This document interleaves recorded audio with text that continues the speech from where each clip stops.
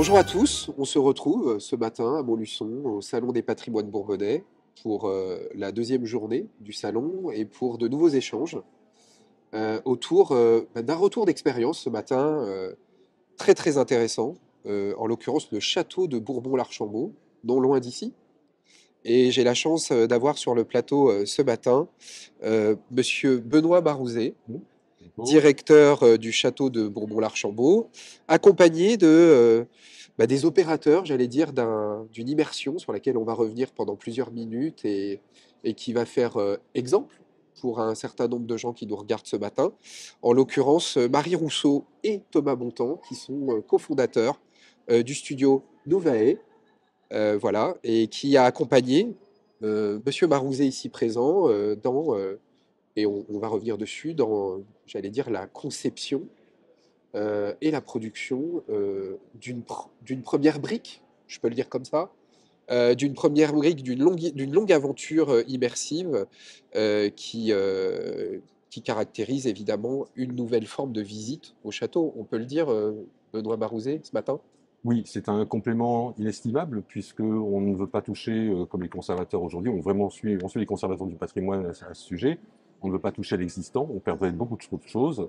Et l'outil numérique a cela de très très intéressant, de pouvoir restituer des éléments du château sans toucher au bâti ancien, hein, qui date de 800 ans ici pour les tours, la tour qui est concernée ici. Hein.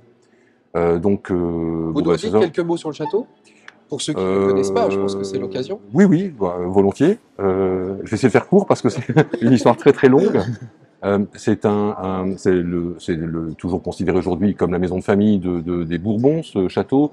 Il a ses origines dans un castrum du Xe siècle. La majeure partie de ce que nous avons là sous les yeux à Bourbon-l'Archambault, ce sont des vestiges du XIIIe et XIVe siècle, mais il y reste du XIe, du XIIe, on a XIIIe, XIVe, on a du XVe siècle également. On sait que le château a donc été modifié tout au long de son existence. C'est ce qu'on appelle un château composite. Hein. Très bien. Il n'est absolument pas homogène, il est très hétérogène. Quand on l'observe, on voit bien qu'il y a des reconstructions, des rajouts, du remploi systématique de matériaux anciens, ce qui ne facilite pas la lecture d'ailleurs. Hein. Et la tour qui nous concerne ici, dans laquelle ont été réalisées ces restitutions virtuelles, date du tournant du XIIe, XIIIe siècle. On est sous Philippe Auguste.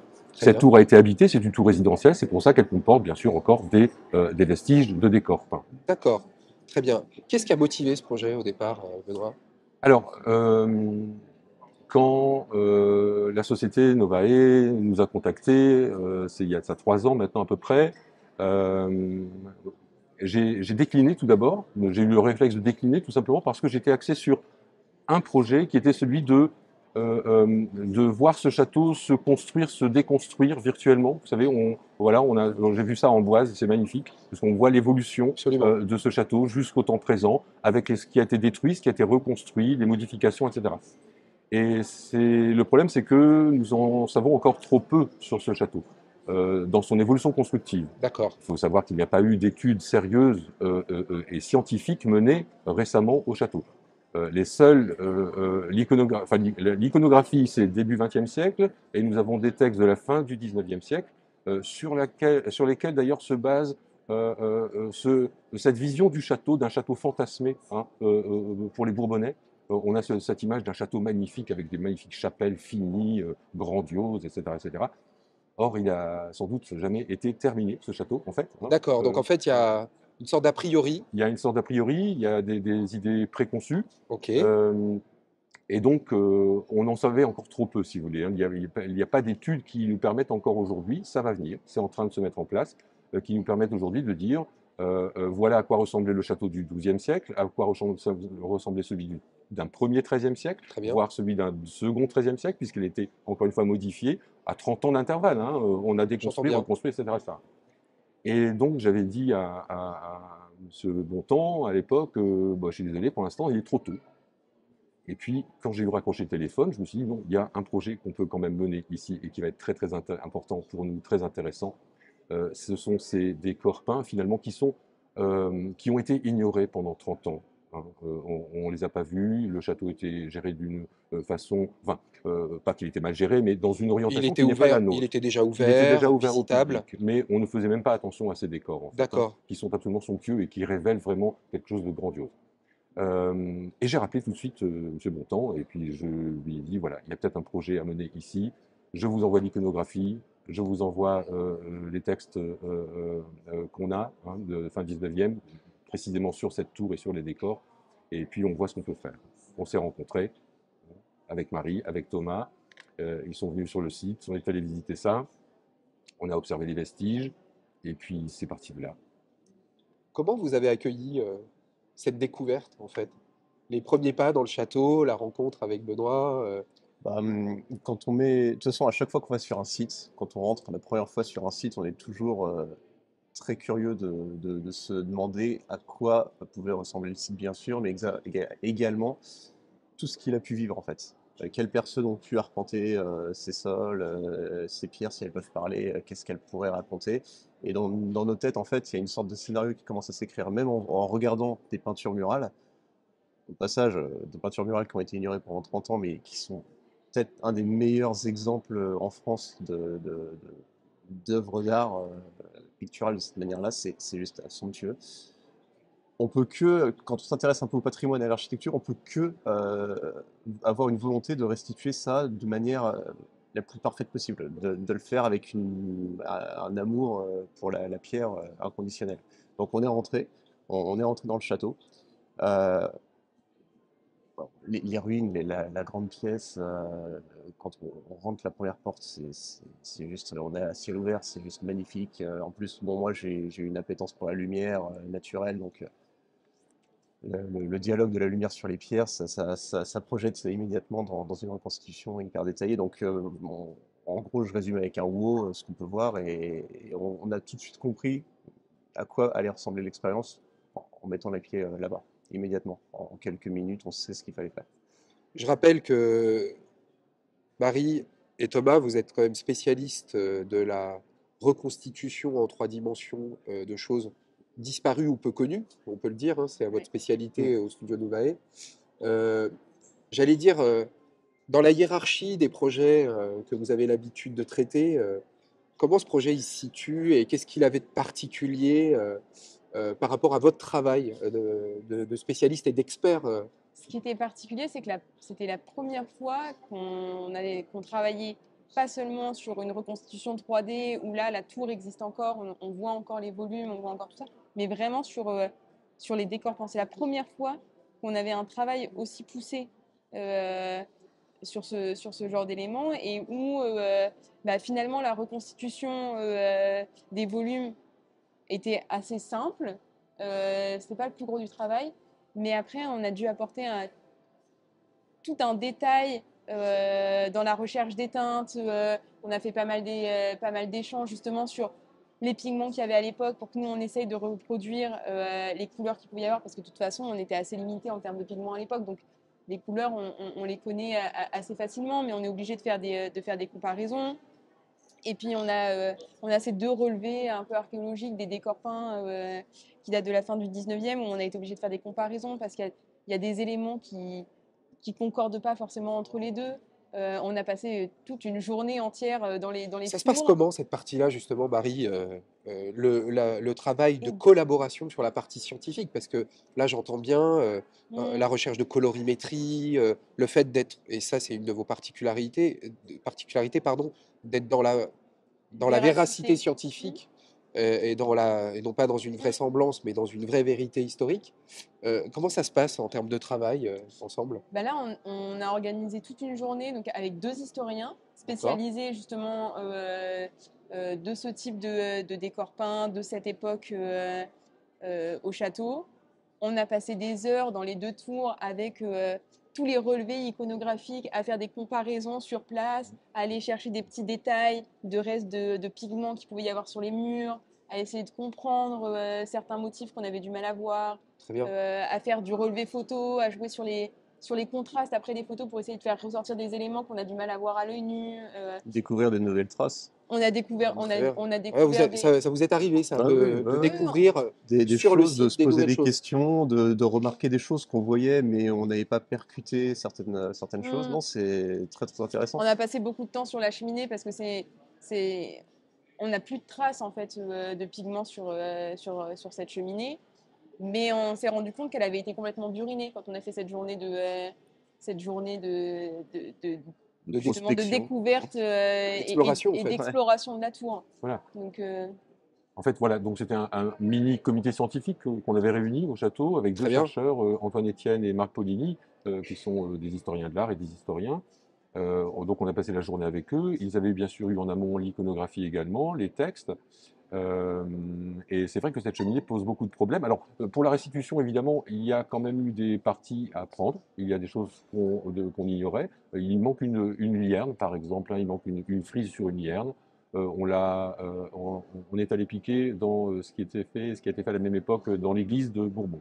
Oui, parce Voilà. qu'arrive un moment où, quand j'allais dire les traces n'existent plus, Faut bien, j'allais dire il faut voilà, amener quelque chose toujours scientifiquement bien sûr, éprouvé, c'est ça. mais qui doit potentiellement coller à la scène que C'est vous ça, devez c'est ça. reconstituer. Très Et bien. par rapport à cette cheminée, justement, donc Thomas et Antoine ont passé un long moment à étudier le linteau de la cheminée et ils se sont aperçus qu'il y avait eu une deuxième couche d'enduit, sans doute pour effacer des premières armes. Alors on n'est pas très certain que le manteau de la cheminée, le linteau, pardon, du début du XIIIe siècle, voire de la fin du XIIe, ait comporté des armes. Ça pouvait être un motif géométrique, enfin on ne sait pas bien. Hein. Surtout qu'on sait que les armes sculptées apparaissent sur les linteaux de cheminée seulement plus tardivement, on est au XIVe siècle. Hein. Avant il n'y en avait pas, on n'en montait pas. On a décidé quand même de les mettre. Mais on sait très bien qu'il y a une inscription sur la haute de la cheminée qui vient. Alors, la haute est couverte du même faux appareil, c'est-à-dire des lignes verticales doubles et horizontales simples rouges qui vous dessinent comme des pierres. Hein. Très bien. Ça, c'est un motif très très courant. Mais sur la haute de la cheminée, on peut voir un dé. Et là, on est vraiment dans une graphie médiévale, donc on sait qu'il y a une inscription. Donc ça, ce genre de choses, et c'est ça qui est superbe avec les outils numériques, c'est qu'on pourra modifier ça avec Marie et avec Thomas Ça quand s'adapte. la recherche aura, avec des moyens techniques modernes, comme on va révéler les pigments, des choses comme ça, avec des produits qu'on applique hein, et qui permettent de révéler les peintures, les pigments pour un certain temps. On peut prendre des photos et on pourra donc modifier ça. On sait très bien qu'aussi, il y a peut-être le jaune, par exemple, vire souvent au bleu, en fait, dans le temps. Hein. Donc, ce qu'on voit comme bleu pouvait être jaune. Donc, on a beaucoup discuté sur les fameuses consoles de ces cheminées. Qu'est-ce qu'on met, comment on les fait, où est le infrarouge, Ouais, etc. l'effet du temps. L'effet du temps, oui, oui, bien sûr. Et ce qui est bien aussi, c'est que évidemment, dans ce que vous faites au sein du studio Novae, on a évidemment cette caractéristique de vos modèles qui sont le côté évolutif. Oui, oui, ça c'est vraiment quelque chose qui est très important pour nous. On sait qu'on travaille avec des outils qui sont très très volatiles dans le sens où ils s'adaptent, ils évoluent avec le temps. Donc une expérience qu'on peut fournir peut être entre guillemets obsolète au bout de 3 mois vu la rapidité avec laquelle les technologies évoluent. Donc nous, nos modèles en fait s'adaptent. On les reprend très régulièrement. Euh, Spoiler alerte, j'ai une petite vidéo de Bourbon-la-Chambre qu'il va falloir que je te montre. Je veux bien. Et ben, par exemple, ça c'est sorti Petite très récemment. confidence, chers amis. Voilà. Voilà, Révélation. vous êtes dans C'est du le direct. cœur. Donc voilà, c'est des choses en fait qu'on sort Très à bien. partir des modèles parce que ces modèles s'adaptent, on les met à jour parce que le but c'est que nos expériences ne soient pas reléguées à quelque chose qui ne bougera plus pendant des années et qu'il faudra changer au bout de 5 ans. Enfin, il n'y a aucun intérêt. Et puis on sait qu'il y a des découvertes constantes de toute façon sur le Exactement. patrimoine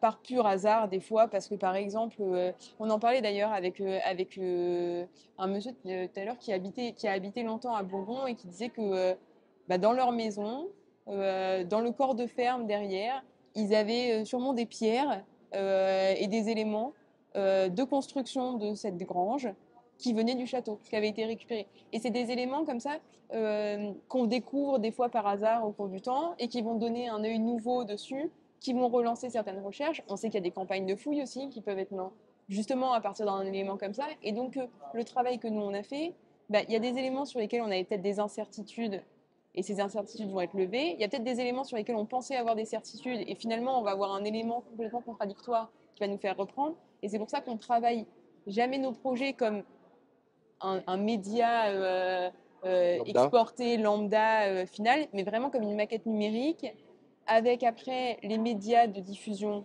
qu'on veut, Ouais. mais que cette maquette elle puisse évoluer justement avec la recherche et la découverte. Alors, précisément, j'ai cru entendre que l'inauguration de cette visite augmentée a été un succès. Qu'est-ce qui a été livré, in fine? Bonne question. Qu'est-ce qui a été livré pour créer cette visite, en fait? C'est quoi le livrable? Pardon, hein, on est entre professionnels aujourd'hui. Et c'est surtout pour aussi bien expliquer à ceux qui nous écoutent aujourd'hui, entre la genèse et le point de départ, que vous avez été très clair, Benoît, je pense que tous nos auditeurs ont très bien compris, le travail, vous l'avez rappelé, la méthode, la collaboration, la co-construction, mais à l'arrivée, de quoi dispose le gestionnaire de patrimoine et qu'est-ce qu'il a dans les mains et c'est quoi la suite après? Alors Dans en le fait, cadre de ce projet, on a en fait 2 vues immersives, D'accord. une par salle, qui est accessible à tout le monde avec un smartphone. On scanne un QR code et d'un seul coup, on se retrouve avec son téléphone, la même vue que ce qu'on a devant nous en étant dans D'accord. la tour du château, mais avec les décors peints reconstitués. Ce qui nous permet de faire une vraie comparaison entre ce qu'on voit encore aujourd'hui et ce que c'était à l'époque. Euh, et pour le coup, voilà, on n'a pas d'applicatif. Donc on est sur quelque chose qui est hébergé en ligne, qui est hébergé en plus sur le site internet du château de Ah, très bien, Bourbon. c'est très il n'y a intéressant. pas besoin de Euh, télécharger Pas quoi que ce besoin de soit. télécharger une application et du coup le château de Bourbon est propriétaire en fait de l'export qu'il a au final. Très bien. C'est pas une application tierce ou autre, il a vraiment la main Oui, mise oui, dessus. il n'y a pas de, il Voilà. y a pas ces problèmes qu'on peut rencontrer avec certaines applications Oui, oui. qu'on connaît avec des problèmes de droit de suite, Et ce qui, choses comme voilà. ça. Et ce qui permet aussi d'accompagner ces vues immersives avec du texte, avec des iconographies, avec d'autres documents et que ça puisse être mis à jour hyper facilement par le château sans forcément qu'ils aient besoin de passer par nous en fait. Voilà, Très et bien. ça, donc du coup, Donc, ça, c'est les livrables en fait, donc les vues à 360 degrés. Mais derrière, j'ai envie de dire que nous, on a des projets qui sont un peu iceberg, donc il y a une face émergée et une autre immergée. La partie immergée, en fait, c'est une reconstitution de la tour. On a fait un scan photogrammétrique de la tour pour pouvoir d'accord. refaire en 3D de manière très fidèle. Et on peut, en 3D, se balader virtuellement dans cette tour, puisqu'on a ces deux pièces qui sont reconstituées.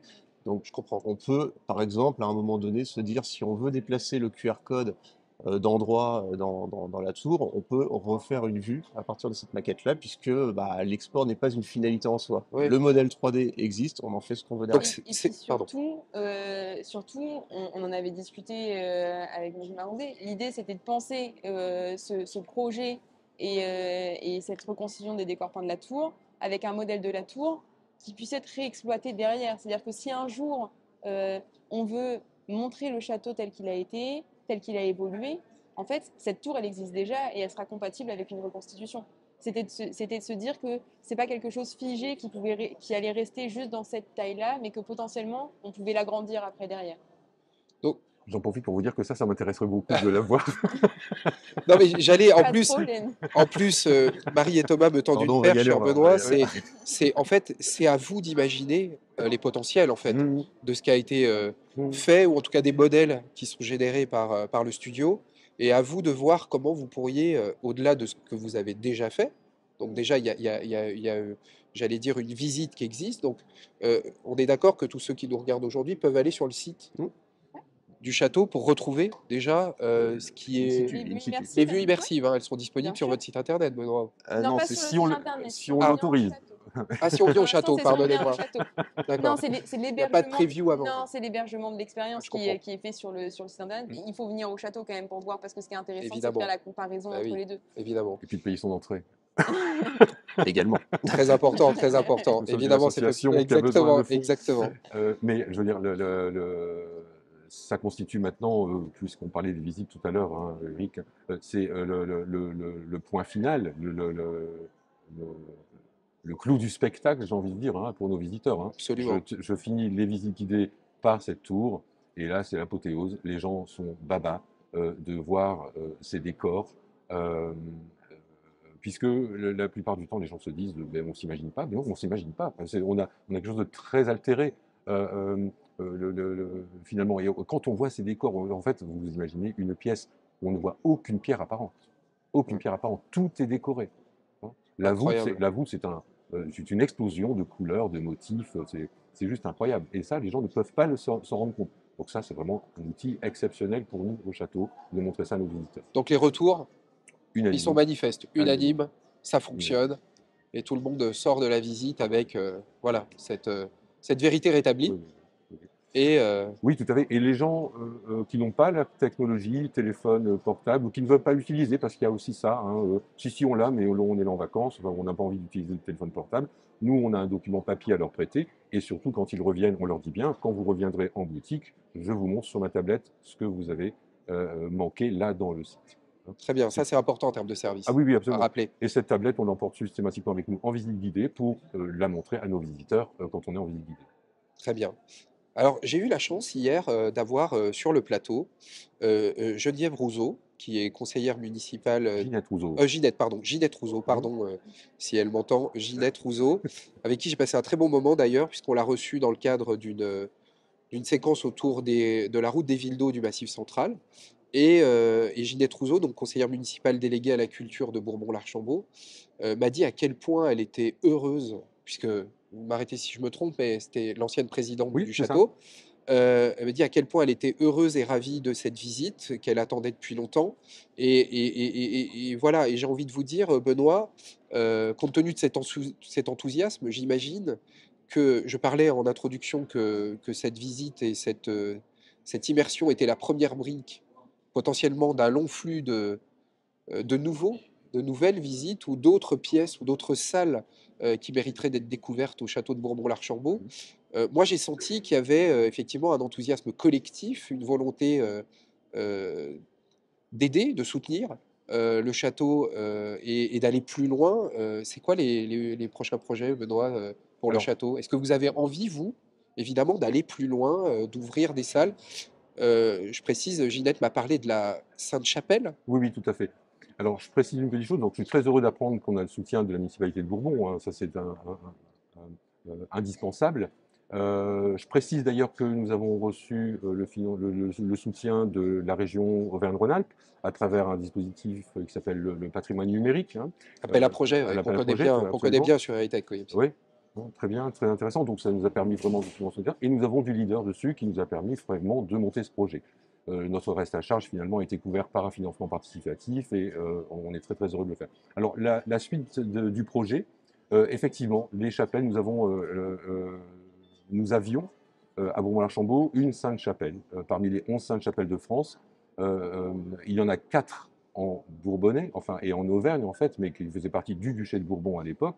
Donc les Bourbons avaient très très envie de rappeler à tout le monde qu'ils étaient du sang de Saint-Louis. Et ils le montraient à l'envi. Très bien. Quelle que soit leur branche, d'ailleurs, parce que les Montpensier ont fait la même chose à Aigueperse. Il y a toujours une Sainte-Chapelle à Aigueperse, hein, ici pas très loin. Et celle de Bourbon a disparu dans les années 1830-40, en fait, hein, donc D'accord. assez tardivement. Elle n'était plus que l'ombre d'elle-même d'ailleurs à la Révolution, puisqu'il y avait des tempêtes, enfin, etc., etc. Et ces chapelles, elles ont disparu, mais c'est ce qu'il y a de plus documenté au château, au final, puisque nous avons des écrits du XVIe siècle et du XVIIe siècle, notamment, excusez-moi, donc j'ai Nicolas de Nicolet au XVIe et Dubuisson-Aubnay qui se promènent sur le site et qui décrivent les vestiges. Hein. On connaît l'ensemble héraldique dans la chapelle, sur les vitraux. On connaît les vitraux historiés qui rappelaient l'histoire de l'invention de la croix, c'est-à-dire la découverte de la vraie croix par Sainte-Hélène, la mère de Constantin. Et tout ça, c'est voilà, très décrit, on a les dessins, on a tout ce qu'il faut.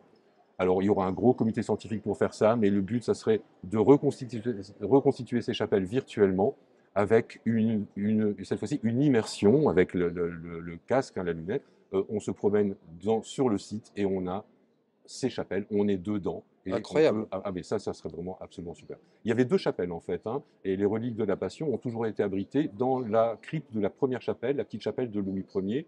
On est en 1310-1315 pour sa construction. Et la deuxième chapelle est non pas un reliquaire géant, mais comment dire, un hommage à la dynastie des Bourbons. Ils veulent montrer à tout le monde, voilà. Donc il y a l'ensemble héraldique qui font remonter leur lignée à Saint-Louis, et il y a des chiffres héraldiques partout. Il y a cette magnificence qui. Et là, on voit bien d'ailleurs qu'il y a un petit basculement. Je me permets cette précision historique. Je vous en Un prie, petit Benoît. basculement du culte des reliques vers le culte de la personnalité du couple princier en fait de la famille ducale. Hein, ça c'est très très important. On ne voyait que ça quand on arrivait à Bourbon-l'Archambault à l'époque. C'est une chapelle qui dépassait du rempart, elle était soutenue par un fort contrefort extérieur, hein, et on le voyait de quelques directions qu'on arrive dans Bourbon-l'Archambault, c'est la première chose qu'on voyait, c'est le cœur de cette chapelle avec les vitraux voilà, qui rayonnaient. Enfin, voilà, ça devait être absolument splendide quand même. Hein.